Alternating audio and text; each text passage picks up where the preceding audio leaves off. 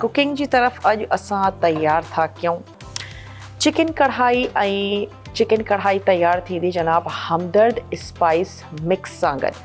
त सभिनीनि खां अवल इहो कंदासीं त असां इन में ऐड कंदासीं तलो कुकिंग ऑयल ऐं जेके टमाटा आहिनि उन्हनि खे थोरो फ्राई कंदासीं।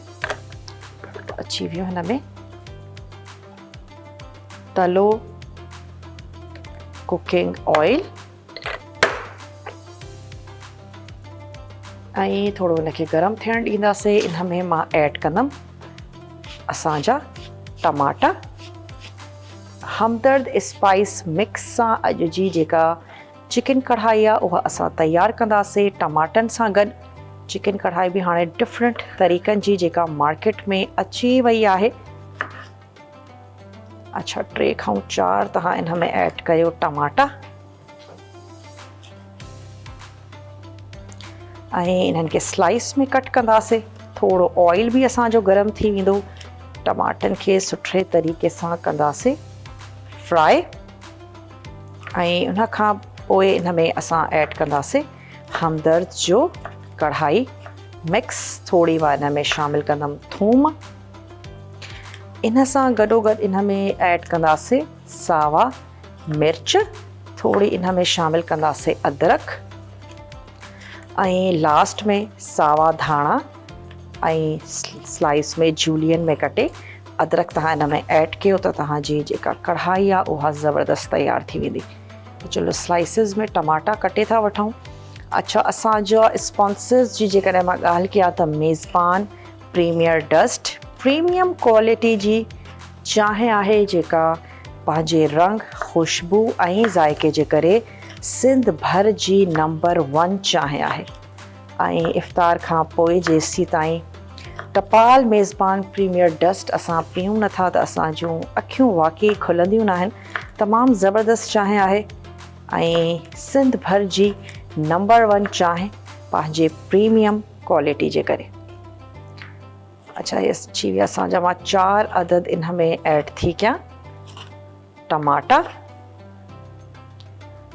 ऐं इन्हनि खे एतिरो फ्राई कंदासीं त मैश थी वञनि। इन्हनि जी हिकिड़ी सुठी जेका ग्रेवी आहे उहा असांखे खपे। इन में ऐड था कयूं टमाटा अची विया। थोरी मां इन में शामिलु कंदमि फ्रेश थूम। वाइट कंदासीं थोरी देरि जे लाइ इनखे ढके था छॾियूं। थोरी थूम ऐड कंदासीं ऐं मां साइड में हिन जे चिकन बि ऐड थी कयां छाकाणि त वक़्तु घटि आहे ऐं मुक़ाबिलो सख़्तु आहे त जीअं चिकन बि गॾोगॾु थोरी ॻरी वञे। न त तव्हां इहो कजो त अवल टमाटनि खे सुठे तरीक़े सां ॻारे पोइ तव्हां इन में चिकन ऐड कजो। मां साइड में थोरी चिकन बि शामिलु थी कयां त जीअं उन जे जेको ॻरण जो अमल आहे उहो स्टार्ट थी वञे। चलो जी थोरी थूम ऐं जेका अदरक आहे उहा असां साबित विझंदासीं। कढ़ाई में तमामु सुठी लॻंदी आहे। जूलियन में कटे करे सन्ही ऐं नान सां गॾु चपाती सां गॾु तव्हां इनखे इंजॉय कयो। तमामु ज़बरदस्त थी थिए।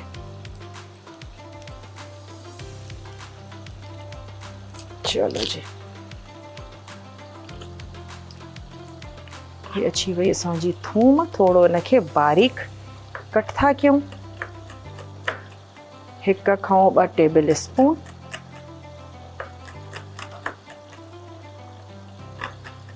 फ्रेश थूम जो इस्तेमालु था कयूं। टमाटा असां ऐड कया आहिनि। थूम विझां थी ऐं गॾोगॾु ऐड कंदासीं हिन में चिकन जा पीसिस। चलो हे अची वई हिन में थूम।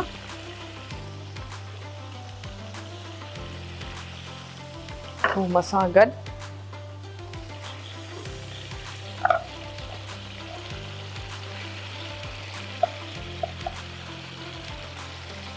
चिकन हिन में शामिलु कई अथसि। थोड़ी सुठे तरीक़े सां ॻरी वञे। अच्छा हिकु तरफ़ असांजा टमाटा अची विया, ॿिए तरफ़ अची वई असांजी चिकन थोड़ी देर जे लाइ हिनखे कवर था कयूं। अच्छा, उन खां अलावा हिन में ऐड कंदासीं असां सावा मिर्च। कढ़ाई में जेसीं ताईं सावा मिर्च न हुजनि त मज़ो न ईंदो आहे। ऐं जेका अदरक आहे उन जी बि कटिंग कंदा था हलूं। थोरी अदरक असां हिन में ऐड कंदासीं। ऐं स्पाइस मिक्स आहे हमदर्द वारनि जो। तमामु बैलेंस में इन्हनि जा स्पाइसिस आहिनि ऐं MSG फ्री आहिनि। इहा ई वजह आहे जो हेल्दी बि आहिनि। हमदर्द वारनि जी मेडिसन जे हवाले सां नालो आहे ई, पर हींअर इन्हनि पंहिंजा जेके स्पाइसिस आहिनि उहे बि कढिया आहिनि। इन्हनि जो रूह अफ़ज़ा त आहे ई, इन्हनि जूं मेडिसन्स बि आहिनि ऐं हींअर इन्हनि जो आहे इहे ज़बरदस्त स्पाइस मिक्स।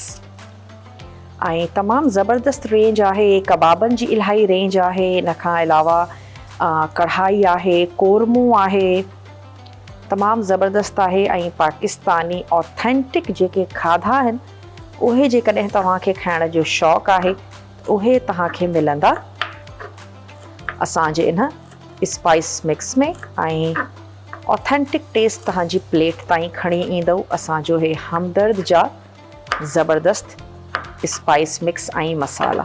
अच्छा, थोरी अदरक हाणे बि शामिल था कयूं हुन में पचण जे दौरान बि। ऐं कुझु सावा मिर्च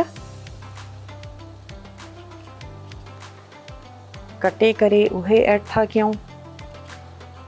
ऐं कुझु ऐड कंदासीं लास्ट में।